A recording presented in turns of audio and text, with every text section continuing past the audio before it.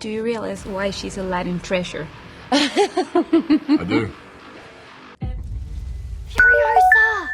We've come too far.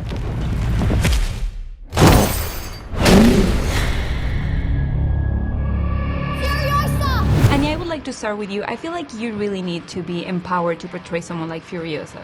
Is there any way, as a woman, that you can empower yourself before stepping into this character's shoes? Oh my goodness, I think just in general, making sure that you know the validity of your own voice, and just because somebody doesn't listen to it the first time, if you stand firm in that and you keep reinforcing your voice, it helps you feel better about it, and it also teaches other people to take you seriously.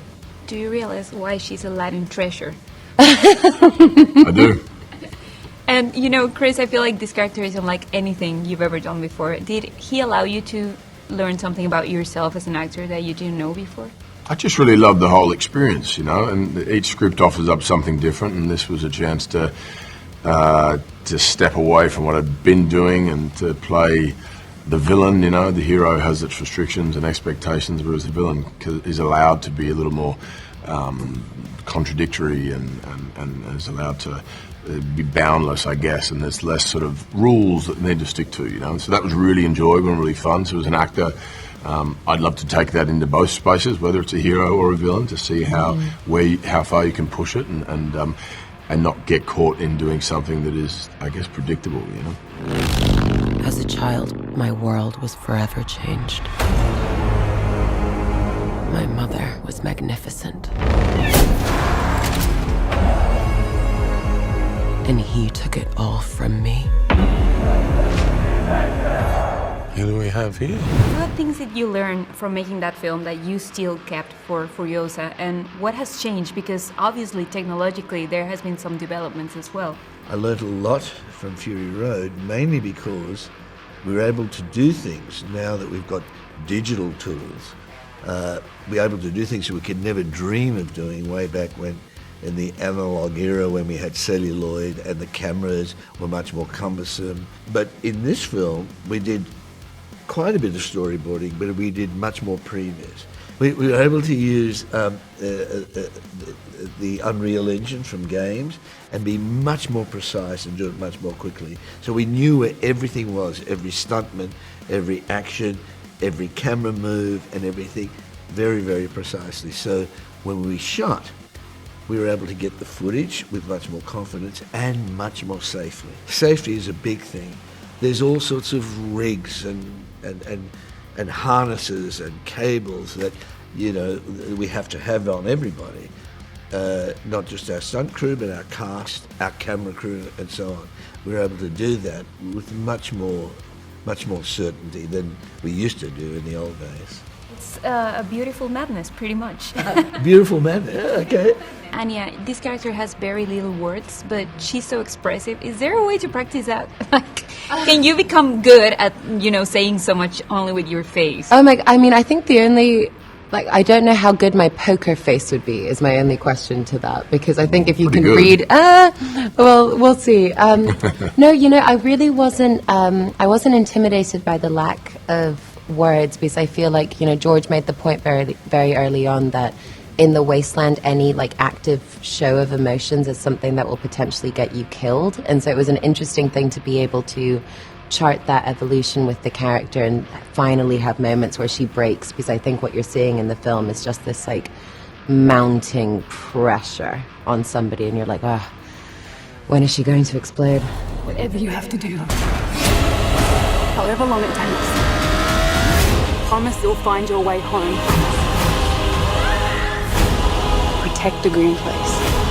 I remember when I watched Fury Road and now watching Furiosa, I see some elements that I think, this has happened in Mexico, this has happened where a lot of people is from. Do you ever find yourself writing premonitory things that eventually come true when you create these stories?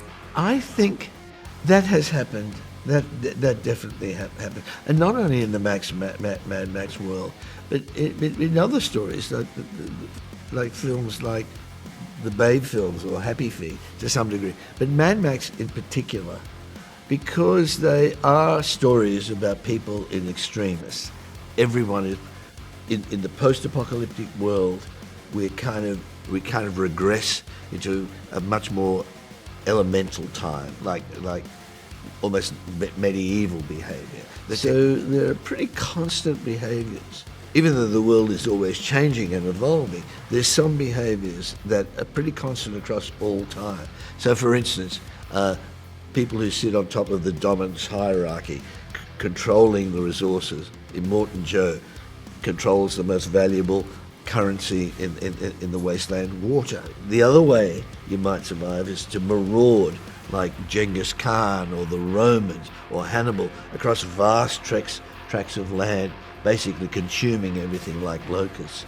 So that's another way of surviving. That's Dementus, the Chris Hemsworth character. And then another way to survive is to be completely isolated, as is the green place, where you control your resources. Chris, do you feel like Dementus brings something good to Furiosa's life?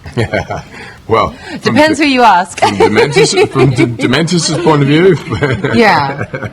I mean, this has been the fun kind of, even in the rehearsal process, but even in the doing press, you discover different things about the characters. And and I was saying to Anya the other day, I was like, well, actually, if you'd stayed in the green place, we know what happened in Fury Road, right?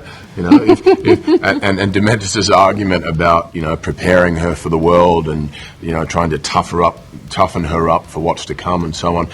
Look, he's a sadistic, evil individual, Dementus. This is not an excuse by any means. But in his mind, he believes, well, in order to survive, this is how, the adversity which I'm going to, expose you to will harden you in preparation for it. Now, of course, I don't agree with any of his actions, but from the point of view of the character, I think he believes there's a paternal quality. He believes he is helping her, but he's also insane. So. By the way, it seems like you read my questions, because one of my questions is actually, have you ever thought what would have happened if she wouldn't have left the green place? Oh, goodness. I mean, I think, listen, there's a butterfly effect to absolutely everything, so who's to say? But in my head, if the green place had managed to stay as something sacred, hopefully it could have continued to thrive as a society. I think that the downfall of the green place came from being found by other people. So I hope that she would have been able to kind of take her rightful place as a leader and keep that very secluded and safe. It was within her, I think. I think so too. But you know what? Everyone has their own journey, and this was definitely hers.